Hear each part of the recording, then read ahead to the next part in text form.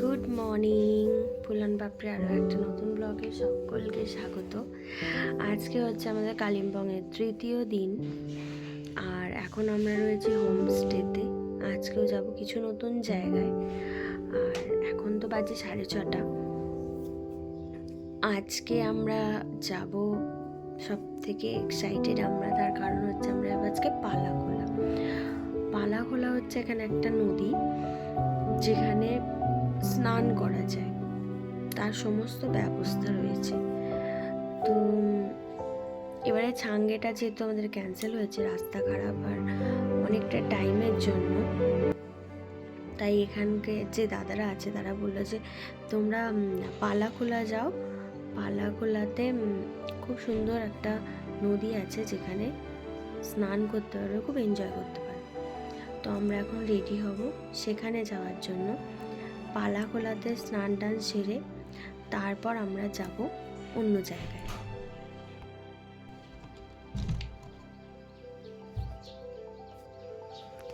পাহাড়ের গায়ে মেঘগুলো এইভাবে উঠছে। কালকে রাত্রিবেলা এখানে তো ভূমিকম্প হয়েইছে, আমি বুঝতে পেরেছি যখন ঘরেতে ছিলাম ডোডো আর আমি। যেহেতু কাঠের হোমস্টেগুলো, তাই কেঁপে উঠলো, থরথর করে একটা আওয়াজ হলো। তখন বুঝিনি, যখন ফোনে SMS এলো তখন বুঝলাম যে ভূমিকম্প হয়েছে। এছাড়াও কালকে রাত্রে এখানে খুব ঝড় এবং বৃষ্টি হয়েছে। এর আগে 3বার যে পাহাড়ে এসেছি এরকমভাবে ঝড় বৃষ্টির সম্মুখীন পাহাড়ে এসে হতে হয়নি, কালকে ফার্স্ট। তো তার জন্য কালকে একটু ভয় ভয় লাগছিল। সমতলে ঝড় বৃষ্টি হওয়ার, পাহাড়ে ঝড় বৃষ্টি হওয়া অন্য একটা ব্যাপার, তাই জন্য কালকে একটু টেনশন হচ্ছিল। তো যাই হোক, সেটা ঠিক হয়ে গেছে। এখন আকাশের ওয়েদার মেঘলা তো বটেই। এই যে আমার হোমস্টের ঘরের জানালা থেকে এটা, যদি আকাশ পরিষ্কার থাকতো আরও সুন্দরভাবে পাহাড় দেখা যেত। এখন আমরা একদম হালকা ফুলকা রেডি হয়েছি, তো এখন যাব পালাখোলাতে স্নান করতে। রেডি সবাই, আমরা এরকম জামা কাপড় পরেছি, তার কারণ আমরা যাব চান করতে। ওর বাইরের দৃশ্য দেখছে বলেছি চলেছে। আজকে তাহলে ব্রেকফাস্টে কি আছে? আজকে রুটি, আর রুটিটা দেখাতে দে। হাত রুটি, আর এখানে রয়েছে মটর আর আলু দিয়ে তরকারি। আর আমরা যে ব্রেকফাস্ট করে কোথায় যাবো? পালাখোলায় স্নানে। এই রে ডোডো কি খাবে গো? ডিম টোস্ট।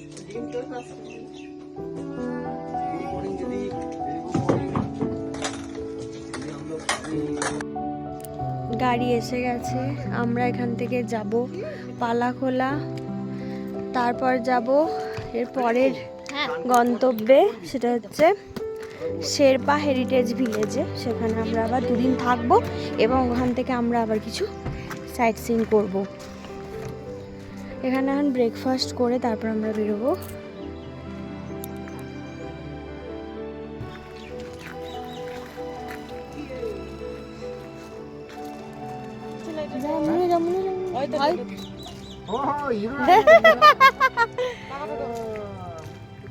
হ্যালো হিরো জেন্টলম্যান,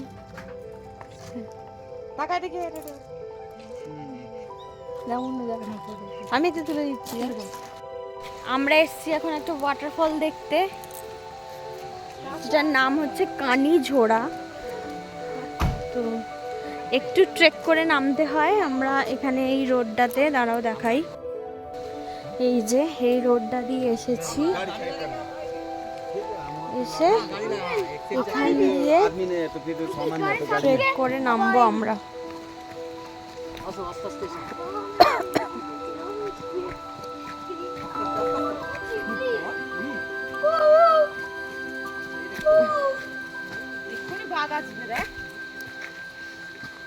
বাবা রে, নামতে তো খুবই ভালো লাগছে, ওটার সময় দমটা বেরোবে। আমরা যেখানেই যাই সেখানেই ওয়াটারফল খুঁজে বেড়াই, এরম হচ্ছে ব্যাপার। মানে সেখান থেকে খুঁজে বের করতে হবে, তাই তো নাকি গো? হ্যাঁ, না, ম্যাপেতেও পাওয়া যাবে না। এটাই হোমস্টে দাদাদের বা লোকাল এখানকার বাসিন্দাদের থেকে জেনে মানে একটা ওয়াটারফল খুঁজে বের করতেই হবে। বাবা রে, এর আগেও আমরা এখন মিনারেল স্প্রিং গিয়েছিলাম, সেরম ট্রেক করে গিয়ে একটা ওয়াটারফল খুঁজে বের করেছিলাম, তো এটাও তাই। এই ওয়াটারফলটার নাম হচ্ছে কানি ঝোড়া। তো চলো,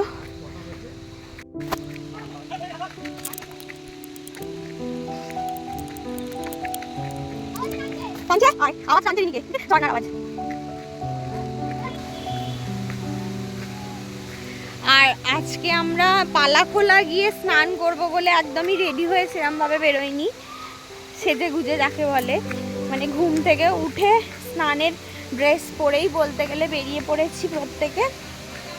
চান করা যাবে বলছে এখানেও,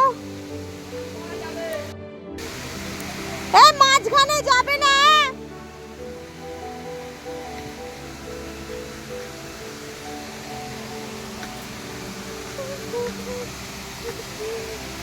যাকে দেখার জন্য এত কষ্ট করা, অবশেষে তার দেখা আমরা পেলাম।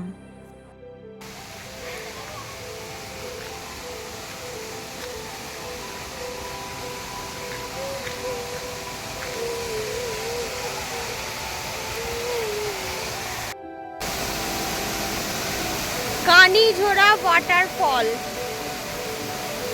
Mind blowing.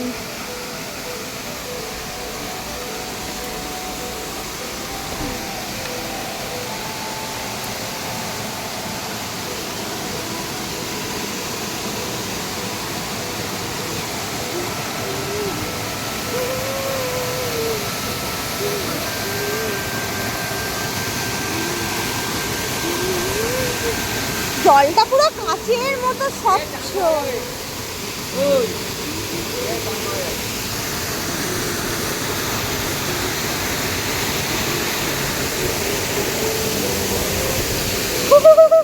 প্রচন্ড ঠান্ডা জল,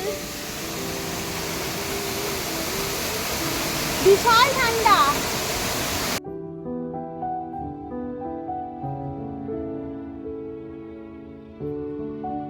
জল পুরো স্বচ্ছ কাচের মতো, মানে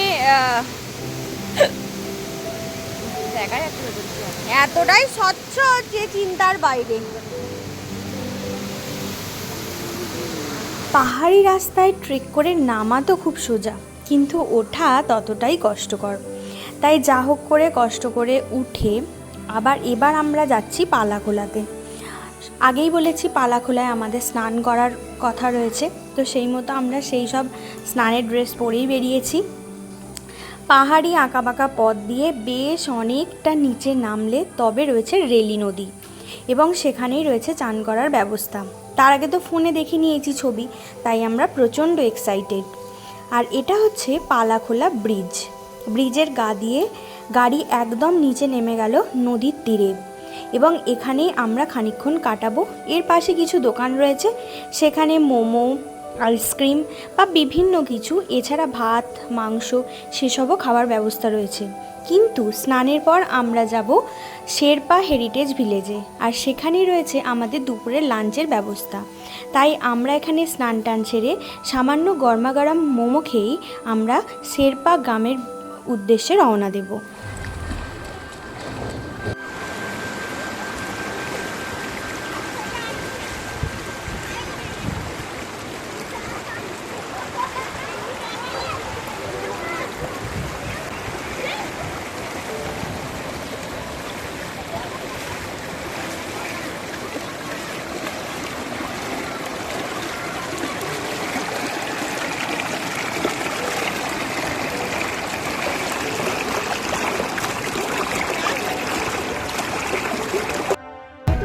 এটা এখানকার মোমো, ওয়াও, একটা সাইজটা দেখো, বিশাল বড় বড়।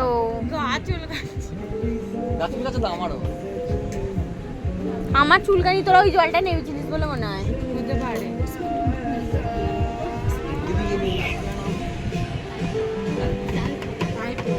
পাউডার সেই বড়টা হয় যেটা কি নাম বললো এটা? কি তাইফু তাইফু। একটা সাইজ হচ্ছে 4টে মোমো সমান। পালা খোলায় এরকম স্নানের পর এরকম মোমো তারপর ক্যারেটে সাইজ এত বড় বড়। দেখ, হাতে তুই ঢুকিয়ে দেখা, নাহলে লোকে বুঝতে পারবে না কতটা বড়। ভেতরটা দেখ পুরো জুসি পুরো একদম। আমি কালিম্পং এসে আইসক্রিম খাচ্ছি পাখার তলায়। এই যে এত ওদের ঠান্ডা, কালিম্পং এ এত ওয়েদার ঠান্ডা যে এখানে পাখা চলছে আর সবাই আমরা এখানে আইসক্রিম খাচ্ছি আর ঠান্ডায় মোমো। এবার আমরা যাচ্ছি শেরপা গাঁও। শেরপা গাঁওয়ে আমাদের যে হোমস্টেটা রয়েছে তার নাম শেরপা হেরিটেজ ভিলেজ। হোমস্টেটা অপূর্ব অসাধারণ, তার আলাদা একটা ব্লগে আমি দেখাবো। আমাদের হোমস্টের evening snacks, veg pakora, sauce, এটা আচ্ছা হচ্ছে পার্সলে কুচি, কাঁচা লঙ্কা, পেঁয়াজ, পকোড়া। হোমস্টেতে পৌঁছতে পৌঁছতে আমাদের 3টে বেজে গেছে এবং আমরা তারপর লাঞ্চ করেছি।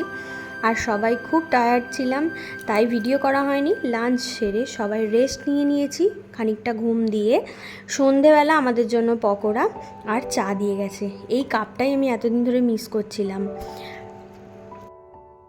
আমরা এসেছি ডিনার করতে, এখন বাজে রাত্রির 9টা। তো ডিনারে 9:30। ডিনারে কি কি আছে দেখি।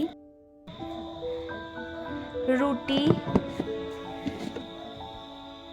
ডাল, ভাত, যে ভাত খাবে ভাত,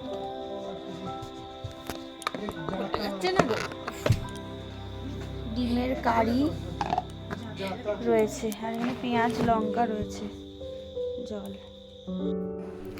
খাওয়া দাওয়া সেরে আমরা এসেছি হোমস্টের ট্রি হাউসে আড্ডা মারতে। আমি বলেছি একটা আলাদা ব্লগে আমি দেখাবো পুরো হোমস্টেটা। তো আজকের দিনটা তো আমাদের দুর্দান্ত কেটেছিল। তো আমার ব্লগটা তোমাদের কেমন লাগলো জানিও, ভালো লাগলে লাইক আর একটা কমেন্ট করো। আজকের মতো এইটুকুই, দেখা হবে আবার পাহাড়ের পরের পর্ব নিয়ে পরের ব্লগে। তাই আজকের মতো টাটা।